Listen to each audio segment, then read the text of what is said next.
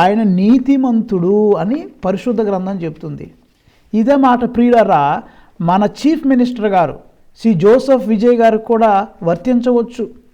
ఆయన కూడా ఒక మాట అన్నారు ఈరోజు ప్రమాణ స్వీకారంలో, నాకు డబ్బు మీద కోరిక లేదు, నాకు కావలసినంత డబ్బు ఉంది, ప్రజల డబ్బు నాకు పైసా కూడా వద్దు అని ఆయన నొక్కి వక్కానించారు. ఒక రకంగా నేను ఊరికనే ఈరోజు ఇంటర్నెట్లో అది నిజమే కాదా అని అసలు జోసెఫ్ గారికి అంటే మన జోసెఫ్ విజయ్ గారికి ఒక సినిమాకి రెమ్యూనరేషన్ ఎంత ఇస్తారంటే సుమారు 200 నుండి 275 కోట్లు వారికి ఒక సినిమాకి ఇస్తారంట. నాకైతే తెలియదు, దీంట్లో గూగుల్ చేస్తే తెలిసింది 200 కోట్లు ఒక్క సినిమాకి, 200 నుంచి 275 కోట్లు.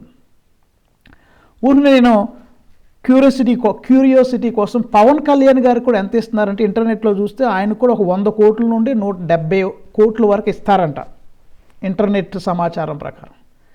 సో విజయ్ గారికి చాలా ఇస్తున్నారు రెమ్యూనరేషన్, 200 కోట్ల నుండి 275 కోట్లు. మరి ఇంత డబ్బు ఉన్న వ్యక్తి అంతా వదిలేసి ప్రజలకి సేవ చేయాలని వస్తూ ఉన్నాడు. ఆయన ఈరోజు ప్రమాణ స్వీకారంలో కూడా ఒక గొప్ప మాట అన్నారు ప్రియులారా.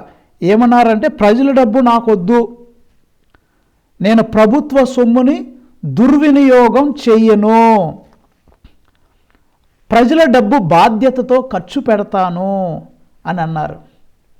ఈరోజు నా యొక్క కోరిక, నా ప్రార్థన ఏంటంటే, పరిశుద్ధ గ్రంథంలో జోజప్ప గారిని లేకపోతే జోసెఫ్ని ఆనెస్ట్ మ్యాన్, రైచియస్ మ్యాన్ అని పిలిచారు కదా, మన ముఖ్యమంత్రి గారిని కూడా రైచియస్ మ్యాన్ లేకపోతే జస్ట్ మ్యాన్, ఆనెస్ట్ మ్యాన్, నీతిమంతుడు, యథార్థవంతంగా ఉండేవాడు అన్న పేరు తెచ్చుకోవాలని నా ప్రార్థన, నా కోరిక. 4వది ప్రియులారా, 4వ లక్షణం పరిశుద్ధ గ్రంథంలో జోసెఫ్లో మనం నేర్చుకోవాల్సింది ఏంటంటే, ఆయన కక్ష తీర్చుకోలేదు, రెవెంజ్ తీసుకోలేదు, పగ తీర్చుకోలేదు. పాత నిబంధనలో ఓల్డ్ టెస్టమెంట్లో జోసెఫ్ తన సొంత అన్నదమ్ములు ఆయన్ని కక్షగట్టి పగ తీర్చుకోవాలని అమ్మేసిన, ఒక బానిసగా అమ్మేసిన తర్వాత ఆయన మనం చెప్పాం ఆయన ఈజిప్ట్ మొత్తానికి సర్వాధికారి అయ్యాడని చెప్పాం. ఆ టైంలో ఆయన మళ్ళీ చక్కగా మంచి పరిపాలన చేశాడని చెప్పాం. ధాన్యం అంతా సేకరించాడు. కరువు కాలంలో ఆ యూదులు ఐగుప్తు దేశీయులకు మాత్రమే కాదు, యూదులకు కూడా ఆయన మరి సహాయపడ్డాడు. ఈ యొక్క కరువు కాటకాలు సమీపించినప్పుడు జోసెఫ్ యొక్క అన్నదమ్ములు జోసెఫ్ దగ్గరికి వెళ్తారు హెల్ప్ కోసం, అడుక్కోటానికి. సరే, అడుక్కోటానికి అన్న మాట బాగోదేమో కానీ సహాయం పొందటానికి వెళ్ళారు. జోసెఫ్ అన్నదమ్ముల్ని గుర్తిస్తాడు, అన్నదమ్ములేమో జోసెఫ్ను గుర్తించలేరు. ఎందుకంటే చాలా సంవత్సరాలు అయిపోయింది, ఆయన ఐగుప్తు దేశంలో చాలా సంవత్సరాలు ఉన్నాడు, బానిసగా ఉన్నాడు, జైల్లో ఉన్నాడు, తర్వాత రాజ్యాధికారాన్ని మరి చేజిక్కించుకున్నాడు, చాలా సంవత్సరాలు గడిచిపోయినాయి, పెద్దవాడయ్యాడు. అన్నదమ్ములైతే గుర్తుపట్టలేదు కానీ జోసెఫ్ వాళ్ళ అన్నదమ్ములు గుర్తుపెట్టాడు. కానీ అన్నల మీద కక్ష సాధించలేదు, పగ సాధించలేదు.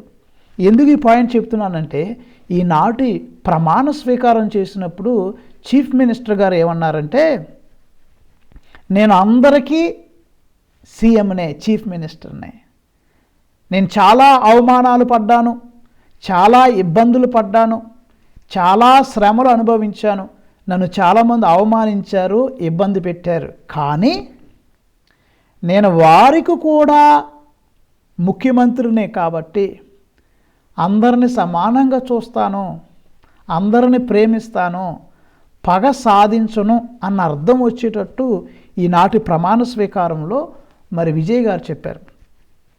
పరిశుద్ధ గ్రంథంలో కూడా చూస్తే రోమీలకు రాసిన లేఖ 12వ అధ్యాయం 21వ వచనంలో ఏమన్నారంటే, win over badness through goodness. అంటే మంచి చేసి చెడును కూడా జయించు అని పరిశుద్ధ గ్రంథం తెలుపుతుంది. Through your good activities win over evil things. మేలు చేత కాక, మేలు చేత, మేలు అంటే మంచి పనులు చేసి కీడుని జయించు అని పరిశుద్ధ గ్రంథం చెప్తుంది. సో విజయ్ గారిలో నాకు నచ్చింది 4ది క్షమాగుణం. ఆయనకి కక్ష సాధించాలి, పగ సాధించాలని లేదు. 5వది ప్రియులారా, విజయ్ గారిలో నాకు నచ్చింది ఏంటంటే ఆయన తన మతాన్ని చూసి ఎప్పుడూ సిగ్గుపడలేదు. ఎందుకు చెప్తున్నారండి ఈ మాట అనుకోవచ్చు. ఈనాటి సమాజంలో చాలామంది క్రైస్తవులు తాము క్రైస్తవులు అని చెప్పుకోవడానికి సిగ్గుపడుతున్నారు. అమ్మో మా ఉద్యోగాలు పోతాయి, స్కాలర్షిప్లు పోతాయి అని భయపడిపోతూ ఉన్నారు. సరే, దీన్ని 2 రకాలుగా ఆలోచన చేయొచ్చు. నాకు విజయ్ గారిలో నచ్చింది ఏంటంటే విజయ్ గారు అంటాం మంచిది కాదేమో, మన చీఫ్ మినిస్టర్ గారిని కూడా చాలామంది వేరే పార్టీల వారు, వేరే మతాల వారు పదే పదే అతన్ని ఇరిటేట్ చేశారు. ఇతని క్రిస్టియన్, మీ అందరికి ఒక సీక్రెట్ చెప్పబోతున్నాను, ఆయన పేరు విజయ్ మాత్రమే కాదు, ఆయన పేరు Joseph Vijay, therefore he's a Christian, ఆయన వేరే మతానికి చెందినవాడు అని చాలామంది ఇరిటేట్ చేయటానికి, అతని మీద రాళ్ళు రాళ్ళు వేయటానికి, ఇరిటేట్ చేయటానికి, వేరే మతాల వారిని ఈయన క్రిస్టియన్ అనగానే హిందువులు ముస్లింలు దూరం అయిపోవాలి అన్న ఉద్దేశంతో, చెడు ఉద్దేశంతో పదే పదే ఈయన క్రిస్టియన్ అని ఇరిటేట్ చేస్తుంటే విజయ్ గారు ఒక మీటింగ్, ఎస్ నా పేరు జోసెఫే, సో వాట్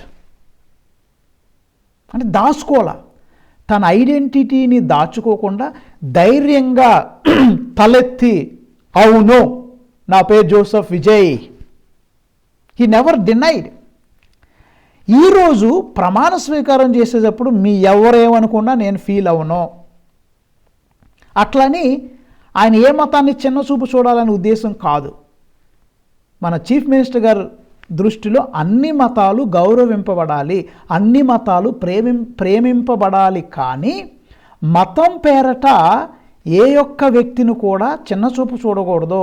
ఇప్పుడు క్రైస్తవులైనంత మాత్రాన, జోసెఫ్ ఉన్నంత మాత్రాన ఆయన పొలిటిక్స్కి అనర్హుడు కాదు కదా. సో ధైర్యంగా స్థిరంగా నిలబడి జోసెఫ్ విజయ్ అనే నేను సిగ్గుపడకుండా, లేకపోతే జోసెఫ్ అనే పేరు తీసేయచ్చు.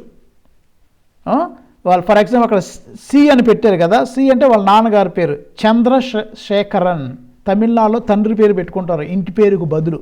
చంద్రశేఖరన్ జోసెఫ్ విజయ్, ఆయన సి పెట్టినట్టు కూడా జే అని పెట్టుకోవచ్చు కదా. సిగ్గుపడలేదండి. మనందరూ ఇది నేర్చుకోవాలి. సిగ్గుపడకుండా జోసెఫ్ విజయ్ అనే నేను అని బహిరంగంగా గర్వంగా తాను క్రైస్తవుడు అని చెప్పుకోవటానికి ఎక్కడ కూడా సిగ్గుపడకుండా, ఆ పేరులో తెలిసిపోద్ది జోసెఫ్ అంటే క్రిస్టియన్ అని. మీకు తెలుసో లేదో, చాలా schools, colleges, for example boardings, Saint Joseph's boarding గుణదల్లో ఉంది, సెయింట్ జోసెఫ్స్ బోర్డింగ్, లేదా Saint Joseph's English medium high school, లేదా సెయింట్ జోసెఫ్స్ నర్సింగ్ కాలేజ్, ఇలా సెయింట్ జోసెఫ్ అనగానే, ఆ పేరు వినంగానే క్యాథలిక్, రోమన్ క్యాథలిక్, క్రిస్టియన్ అన్న పేరు మనకు తెలిసిపోద్ది. Vijay is not hiding his identity. తన గురించి తాను సిగ్గుపడట్లేదు. సరే, మనందరం ఏదో ఒక మతంలో పుట్టాం, అది మన తప్పు కాదు. క్రైస్తవుడిగా పుట్టడం నీ తప్పు కాదు, ఒక హిందువుగా పుట్టడం నీ తప్పు కాదు, ఒక ముస్లింగా పుట్టడం ఎవరి తప్పు కాదు. మనందరం మన మతాల గురించి గర్వపడాలి.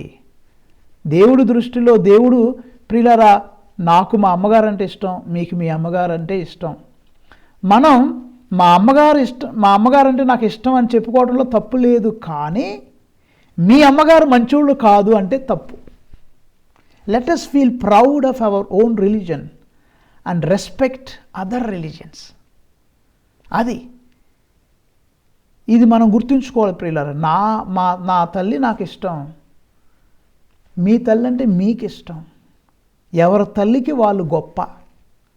కానీ మా అమ్మే గ్రేట్, మీ అమ్మ గ్రేట్ కాదంటే తప్పు. అయితే ప్రియులారా, ఇక్కడ విజయ్ గారు తన మతాన్ని గురించి ఎక్కడ సిగ్గుపడకుండా ఈ యొక్క ఓత్ టేకింగ్ సెరమనీలో కూడా, ప్రమాణ స్వీకారం చేసేటప్పుడు కూడా జోసెఫ్ విజయ్ అనే నేను అని గర్వంగా చెప్పి దేవునికి మహిమ ఇచ్చారు. మత్తయి శుభవార్త 10వ అధ్యాయము 32వ వచనంలో ప్రభు ఏమన్నారంటే, ప్రజల ఎదుట నన్ను అంగీకరించు ప్రతివానిని పరలోకమందున్న నా తండ్రి సమక్షంలో నేను కూడా అంగీకరిస్తా. మీరు గనక నన్ను ప్రజల ఎదుట సిగ్గుపడకుండా అంగీకరిస్తే పరలోక రాజ్యంలో దేవుని ఎదుట నేను కూడా మేము అంగీకరిస్తా. కానీ ఎవరైనా నన్ను ప్రజల ఎదుట తిరస్కరిస్తే పరలోకములో దేవుని ఎదుట నేను మేము తిరస్కరిస్తా అని దేవుడు సెలవిస్తున్నాడు. సో ప్రియులారా, ఇక్కడ మనం నేర్చుకోవాల్సిందంటే విజయ్ గారు ఎలా గర్వంగా సిగ్గుపడకుండా తన మతాన్ని గురించి తాను జోసెఫ్ అన్నది హైడ్ చేయకుండా ఎలా జోసెఫ్ విజయ్ అనే నేను అని చెప్పారో మనందరం నేర్చుకోవాలి. ప్రియులారా, దేవుడు కూడా ఎలా ఈ యొక్క జోసెఫ్ గారిని ఎన్నుకున్నారు, విజయ్ గారిని ప్రత్యేక విధంగా ఎన్నుకున్నారు. ఈనాటి సమాజంలో అంత మతం పేరట గొడవలు అవుతున్న ఈ సమయంలో దేవుడు మరి క్రైస్తవులు, ముస్లిమ్స్, హిందువులు చాలామంది రకరకాలుగా బాధలు పడుతున్నారు. ఎవరు బాధలు పడకుండా ఉండటానికి, మానవత్వంతో కూడిన పరిపాలన అందించడానికి జోసెఫ్ విజయ్ అనే ముఖ్యమంత్రిని ప్రభు ఎన్నుకున్నారు. ఇప్పుడు ఈ 6వ పాయింట్లో ఇంకా దీన్ని వివరించాలనుకుంటున్నా. ఏంటంటే 6వ పాయింట్ ఏం చెప్పాలనుకుంటున్నానంటే, అభిషేకం చేయబడిన బిడ్డ, ఎన్నుకొనబడిన బిడ్డ, దేవుని చేత ఏర్పరచుకొనబడినటువంటి బిడ్డ అని విజయ్ గారిని, జోసెఫ్ విజయ్ గారిని నేను భావిస్తున్నాను. ఎందుకంటే ప్రియులారా, మళ్ళీ ఈ జోసెఫ్ అన్న మాటతో బైబిల్లో ఉంది కాబట్టి ఈ పాయింట్ ఇక్కడ తీసుకొచ్చా. ఏం జరిగింది బైబిల్లో? పాత నిబంధనలో ఆదికాండము 37వ అధ్యాయంలో జోసెఫ్ గారికి ఒక కల వచ్చింది. అంతకుముందేమో ఫరో రాజుకు వచ్చినటువంటి కళలు వివరించాడు. ఇంతకంటే ముందు జోసెఫ్ గారు కూడా కొన్ని కళలు వచ్చినాయి బైబిల్ గ్రంథం ప్రకారం. ఆదికాండం 37వ అధ్యాయం 7వ వచనం, ఇంగ్లీష్లో అయితే book of Genesis chapter 37 verse 7. ఏం కళలు వచ్చినాయి జోసెఫ్ గారికి అంటే, జోసెఫ్ గారు పొలంలో వాళ్ళ అన్నాదమ్ములతో కట్టి ఏం చేస్తుందంటే పనలు కడుతున్నారు. వరిని లేకపోతే గోధుమలు పనలు కట్టలు కడుతున్నారు. జోసెఫ్ గారి కట్ట ఏమో నుంచుందంట. అన్నాదమ్ముల యొక్క కట్టలన్నీ అక్కడ సాష్టాంగ నమస్కారం చేస్తున్నాయంట జోసెఫ్ గారి కట్టకి, ఆయనకు వచ్చిన కళ. తర్వాత ఇంకో కళ ఏమొచ్చింది? 37వ అధ్యాయం 9వ వచనంలో చూస్తే సూర్యచంద్రులు 11 నక్షత్రాలు కలిసి జోసెఫ్ గారికి నమస్కారం చేస్తున్నాయంట. అంటే బైబిల్లో జోసెఫ్ గారి చరిత్ర చదివితే మనకి ఇదంతా తెలుస్తుంది.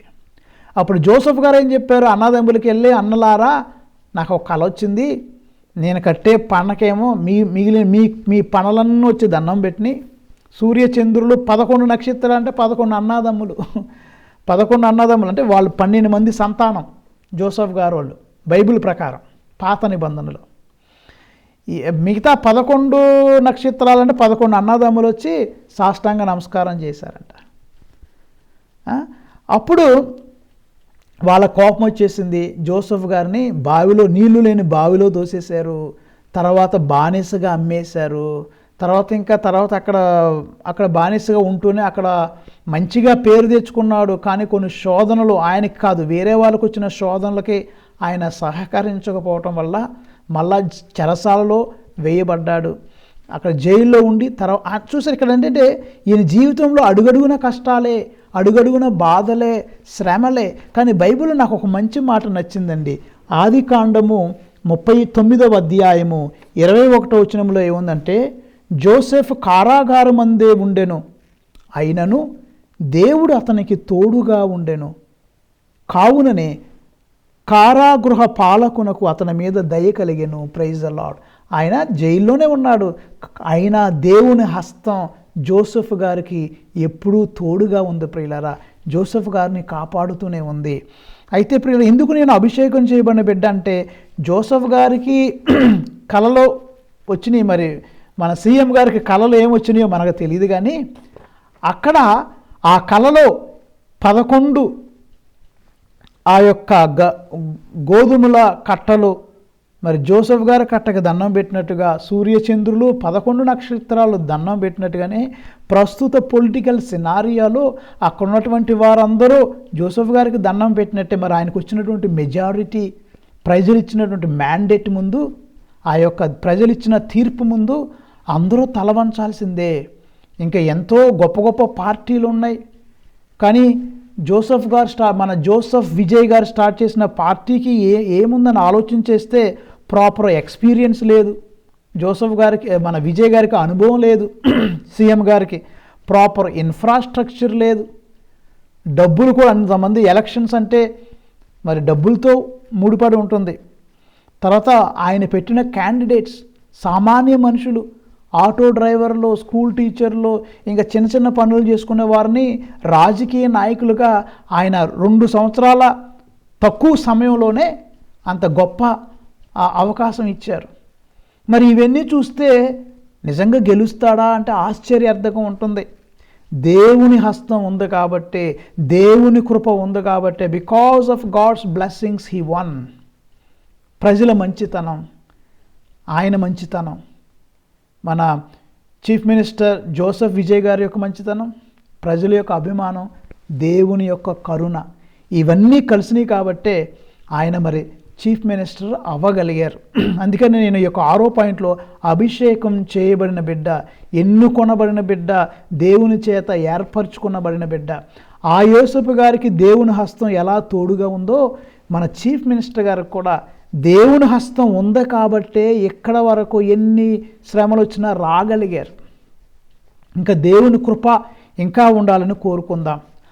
7వ విషయం ప్రియులారా, పరిశుద్ధ గ్రంథంలో ఉన్న జోసెఫ్ గారు గొప్పతనం ఏంటంటే ఆయన హార్డ్ వర్కర్. అంటే న్యూ టెస్టమెంట్లో, పాత నిబంధనలో కూడా జోసెఫ్ అన్న పేరు వినగానే హీఈస్ ఎ హార్డ్ వర్కర్, కష్టపడి పనిచేస్తాడు.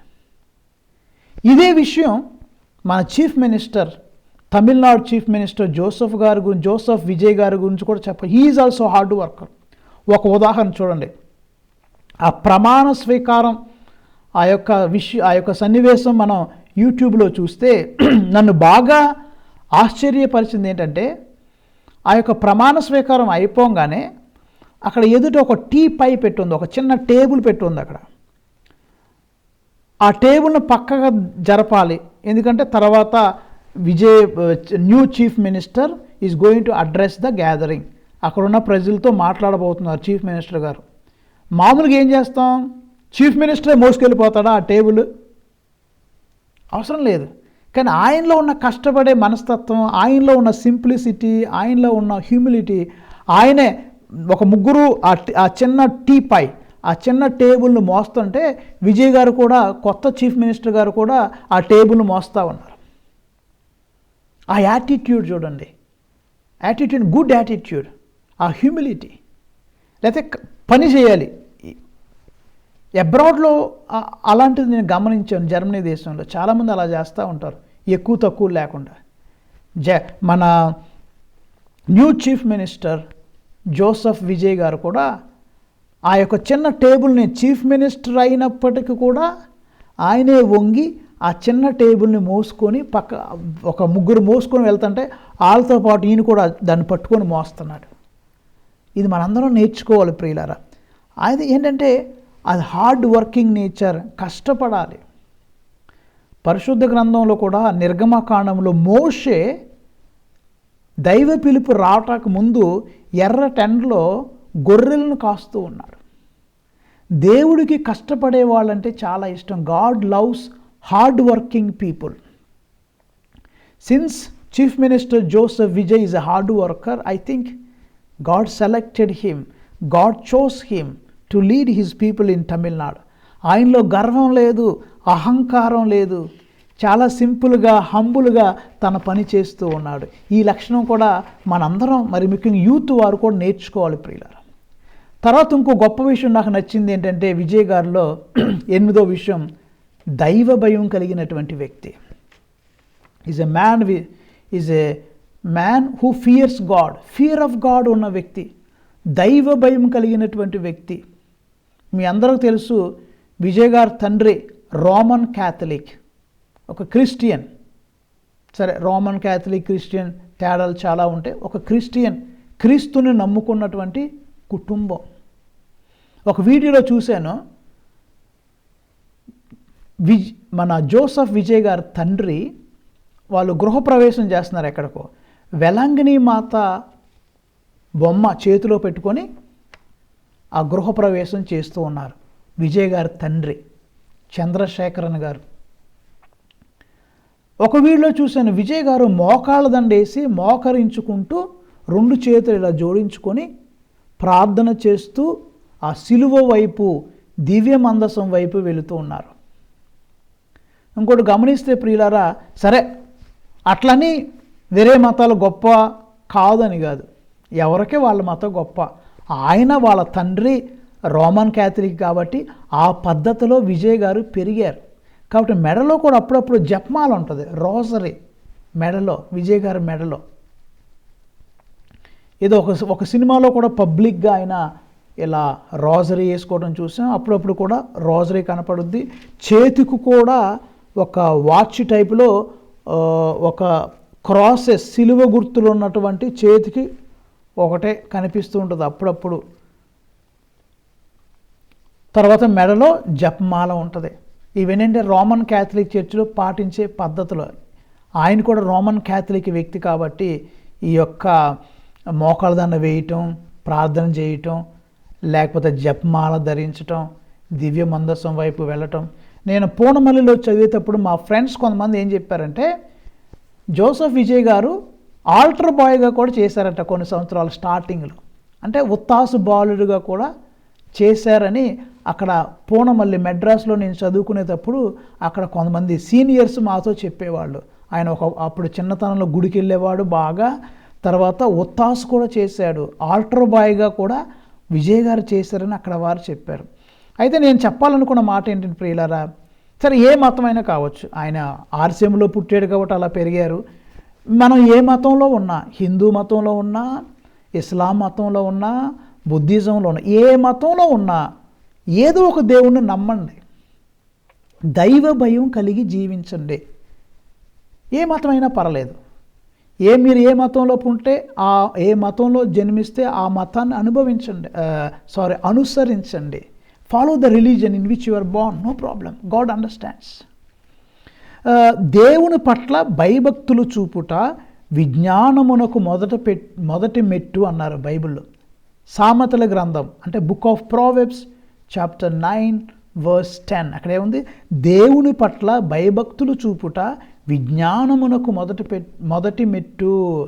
Fear of God is the beginning of wisdom. మీరు దేవుణ్ణి నమ్మండి, భయభక్తులు కలిగి జీవించండి. అదే సామెతల గ్రంథం 1:7 కూడా అదే మాట, భయభక్తులుగా ఉండాలని చెప్పి. కానీ మూర్ఖులు అనేవాళ్ళంట విజ్ఞానోపదేశాలు లెక్క చేయరు. కొందరు మూర్ఖులు, మూడులు, మాకే అన్నీ తెలుసు అనుకునేవాళ్ళు దేన్ని పాటించరో, అసలు దేన్ని అనుసరించరు, విజ్ఞానోపదేశాన్ని ముఖ్యంగా అనుసరించరు అంటున్నారు. కాబట్టి విజయ్ గారిలో ఉన్నటువంటిది ఈ దైవభక్తి మనందరం అలవాటు చేసుకోవాలి ప్రియులారా.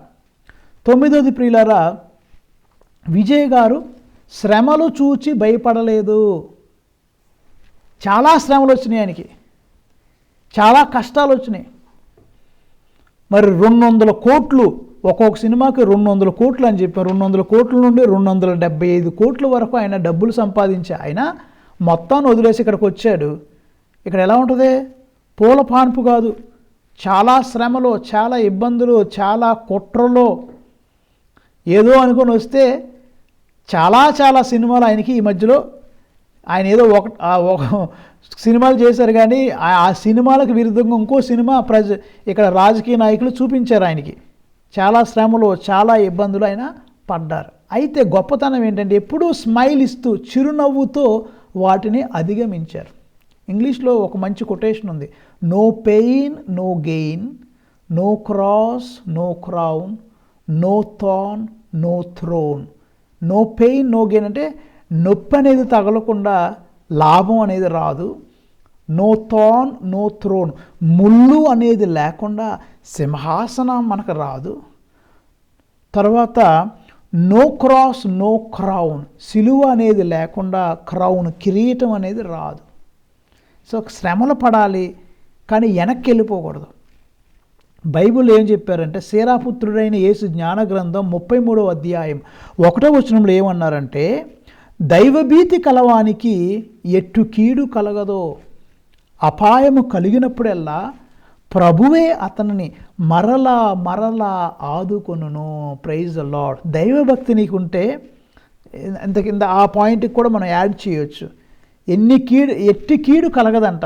ఒకవేళ అపాయం కలిగినా ప్రభువే అతనిని మరలా మరలా ఆదుకొనును అని అన్నారు ప్రియులారా.